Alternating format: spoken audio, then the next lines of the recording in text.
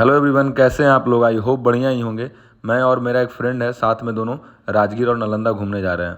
सोचे कि इसको पूरा ब्लॉग शूट करके डालते हैं, मतलब एज ए क्या क्या कहाँ कहाँ गए नहीं गए, कैसे कैसे जाना है, पटना से कैसे नालंदा पहुँचना है।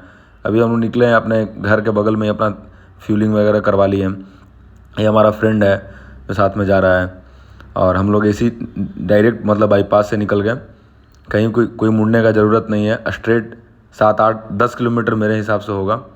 और उसके बाद आपको जो दनियामा वाला रास्ता है, दनियामा वाला रास्ता लेना होता है। वही सबसे इजी है। 97 किलोमीटर पड़ता है राजगीर, और बीच में ही नालंदा मिल जाता है। तो पहले नालंदा, रूइंस ऑफ नालंदा घूम लेंगे, उसके बाद घूमेंगे राजगीर। रास्ते में चाय वगैरह पिए, क्योंकि मौसम मतलब था उस तरह का, सुबह सुबह निकले थे थोड़ा फ्रेशनेस के लिए। और इसी तरह एंजॉय करते हुए अपना आराम से धीरे धीरे गए। ज़्यादा तो स्पीड भगा नहीं सकते थे गाड़ी, 60-70 की स्पीड में ही आराम से पहुँचे। और बस ट्राई भी करना था कि प्लेटिना मतलब सह सकता है नहीं सह सकता है। सर्विसिंग वगैरह करवा लिए थे 1-2 दिन पहले, और आराम से निकले। मेरा पहला ड्राइव था। ये अब हम नालंदा पहुंचने वाले हैं। ये राजगीर में पूछ रहे हैं कि किधर से जाना है राजगीर के लिए। तो यहाँ पे एक जो ये गोलंबर मिलता है, यही मतलब गोलंबर है। यहाँ से राइट मुड़ना होता है राजगीर के लिए। इससे पहले कोई भी टर्निंग नहीं है। दनियामा से, अगर दनियामा के लिए एक टर्निंग है, और दनियामा से जब स्ट्रेट निकले, जैसे पटना से स्ट्रेट निकले तो फिर दनियामा के लिए मुड़े ओवर ब्रिज के नीचे से, वैसे ही फिर दनियामा से स्ट्रेट निकले तो कहीं मुड़ने का ज़रूरत नहीं है। ये पहला मोड़ आता है जो राजगीर के लिए निकलता है। अब यहाँ से राजगीर के लिए हम लोग इस सामने रास्ता में निकल गए, और रास्ते में ही यहाँ बीच में आपको राइट साइड दिखेगा नालंदा द्वार। यहीं से इसका 1 से 2 किलोमीटर का रास्ता है ये।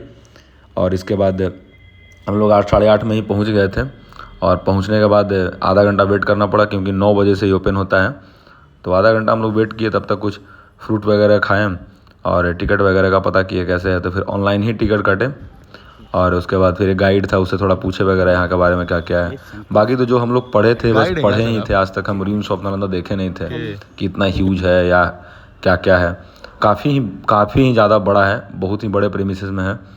और यहाँ जैसे लोग बता रहे थे, यहाँ पे एक लोकल की बहुत ही प्रॉपर यहाँ पे मतलब खुदाई नहीं हो पाया। जो मतलब अंग्रेज़ के ज़माने में जो स्टार्टिंग में जो यहाँ पे खुदाई वगैरह हुआ और जो भी संरक्षण वगैरह हुआ, उसी टाइम हुआ। बाकी फिर लोग करने नहीं दिए, क्योंकि लोग मतलब कोई खेती कर रहा है या कुछ कर रहा है।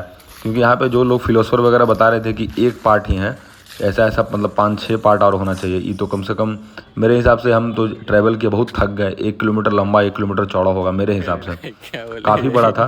देखते देखते थक गए, सिर्फ दीवार देखते देखते। फिर तो लास्ट में उब के निकलना पड़ा। लेकिन काफ़ी ह्यूज है, मतलब बिलीव नहीं होता है कि इतने सालों पहले इस तरह का यूनिवर्सिटी हमारे बिहार में था। और मतलब बहुत दिनों तक ये छुपा रहा, किसी को कुछ पता नहीं था।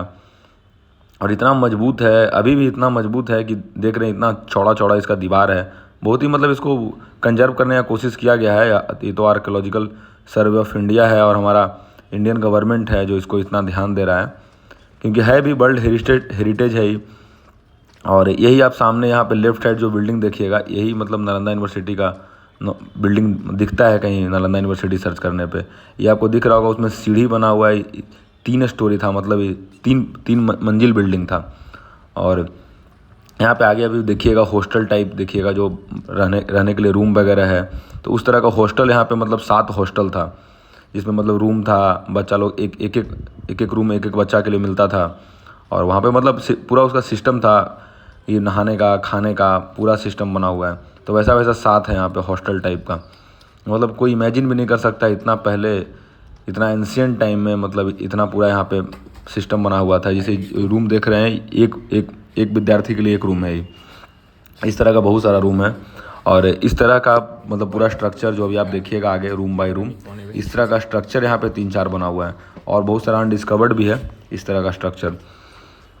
और इसी स्ट्रक्चर से आगे जाके मिलता है, जिसमें थोड़ा सा खुला एरिया है, ओपन एरिया टाइप है। यहाँ पे चेंजिंग रूम है शायद, और सामने उधर कुआं वगैरह भी है। तो वो देख के हमको अच्छा लगा, मतलब अच्छा लगा कि नहीं, मतलब आज तक गए नहीं थे और देखे भी नहीं थे, सिर्फ पढ़े थे कि हाँ क्या है नहीं है नालंदा यूनिवर्सिटी। तो होता है ना कि मतलब रियलिस्टिक अपने आँखों से देखे नहीं थे। तो बिहार में इस तरह का मोनूमेंट है या हिस्टोरिकल प्लेस है, उसको विजिट करना चाहिए, घूमना चाहिए। और प्रॉपर मतलब गर्मी के दिन के लिए तो नहीं ही जगह जाने के लिए है। इसको एकदम ठंड के दिन में ही विजिट करने के लिए है, क्योंकि गर्मी में स्थिति ख़राब हो जाता है यहाँ पे, क्योंकि ऊपर से डायरेक्ट एकदम धूप लगता है। थक गए थे घूमते घूमते, फिर हम लोग निकल गए यहाँ से और निकल के राजगीर के लिए गए। उसके बाद राजगीर में वहाँ पे कुंड वगैरह में नहाए और उसके बाद फिर शांति स्तूप के लिए बढ़ गए। नेचर सफारी वगैरह का तो हम लोग टिकट वगैरह लिए नहीं थे, क्योंकि अचानक से ही प्लान बना था, क्योंकि उसको रख लिए नेक्स्ट टाइम के लिए कि नेचर सफारी और ग्लास ब्रिज। तो देखिए आप आगे आप आनंद लीजिए वीडियो का।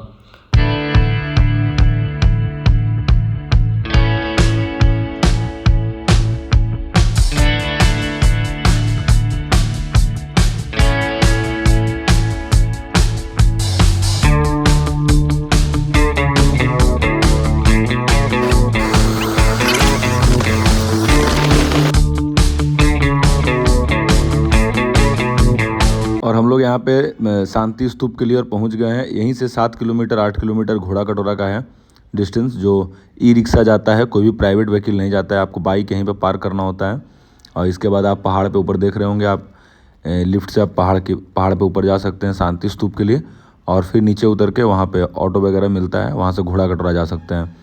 हम लोग यहाँ पे शांति स्तूप पे ही गए, यहीं पे काफ़ी देर बैठे, 1-1.5 घंटा हम लोग ऊपर ही बैठे, क्योंकि काफ़ी सुंदर सीनरी लग रहा था और बहुत दम काम फील हो रहा था। हम लगा था कि काफ़ी रिलैक्सिंग फील हुआ ऊपर जाके, लगा कि मतलब अच्छा है, कुछ व्यू भी था और शांति भी था। और बुद्धिज़्म से रिलेटेड कोई भी होता है, मोनूमेंट वगैरह होता है, उसका तो अलग मतलब वो होता है, पीस टाइप का फील होता है। तो अच्छा जगह है, मतलब मेरी इमेजिनेशन से तो काफ़ी ज़्यादा मतलब अच्छा निकला। मतलब राजगीर हम नहीं सोचे थे कि इस तरह का भी होगा, हम तो बस कुंड वगैरह ही देखे थे, क्योंकि फैमिली के साथ बचपन में ही गए थे, उसके बाद कभी गए नहीं थे। तो यहाँ जाके हमको समझ में आया कि नहीं, मतलब अब काफ़ी बिहार मतलब डेवलप्ड हो गया है और इसको टूरिज़्म पे ध्यान दे रही है बिहार सरकार। घूमने लायक है हर जगह, मतलब घूमने लायक है। हर कोई भी डिस्ट्रिक्ट है वहाँ पे कुछ ना कुछ अच्छा बना के रखा है, जो आदमी जाके देख सकता है, घूम सकता है, और जो पुराना हेरिटेज है उसको भी मतलब अच्छे से सहेज रहा है। में बात यही बोलना चाहेंगे कि कोई भी मतलब जगह है बिहार में, आप 38 डिस्ट्रिक्ट में कहीं भी रहते हों, आप घूमिए, पहले अपने डिस्ट्रिक्ट को घूमिए। अगर आपके डिस्ट्रिक्ट में नहीं कुछ है तो आप आसपास के डिस्ट्रिक्ट में घूमिए। कम से कम पूरा बिहार मतलब आपका घुमा होना चाहिए। मतलब बिहार से, अपने स्टेट से बाहर निकलने से पहले अपने बिहार को पूरा घूम लीजिए। काफ़ी अच्छा प्लेस है। अभी तो रेनी सीजन में और रोहतास वगैरह का काफ़ी ज़्यादा खूबसूरत हो जाता है। रोहतास है, कैमूर है, या वाल्मीकि नगर टाइगर रिजर्व वगैरह भी है। तो घूमने लायक जगह है, आप एक्सप्लोर करिए। हम तो शुरू कर दिए हैं घूमना, और ब्लॉग भी इसी तरह आते रहेगा। एंजॉय करिए।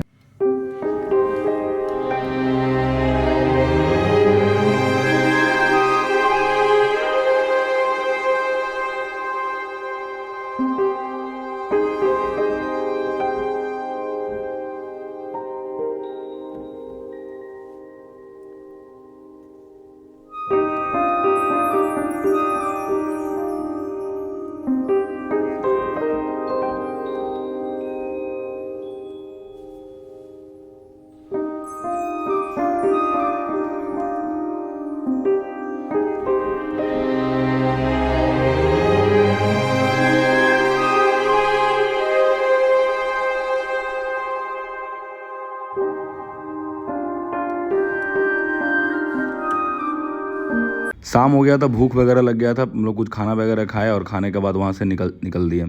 यहाँ रुकने का भी इंतज़ाम अच्छा है, 1000 रुपये के अंदर आप रुक भी सकते हैं, ज़्यादा कोई प्राइस नहीं है। और पूरी तरह से आप एक ही दिन में या 2 दिन में अच्छे से एक्सप्लोर कर सकते हैं, एक नाइट वहाँ पे स्टे लेके। हम लोग को जहानाबाद जाना था और शाम ज़्यादा हो रहा था, 5 साढ़े 5 के करीब हम लोग यहाँ से निकले ही थे।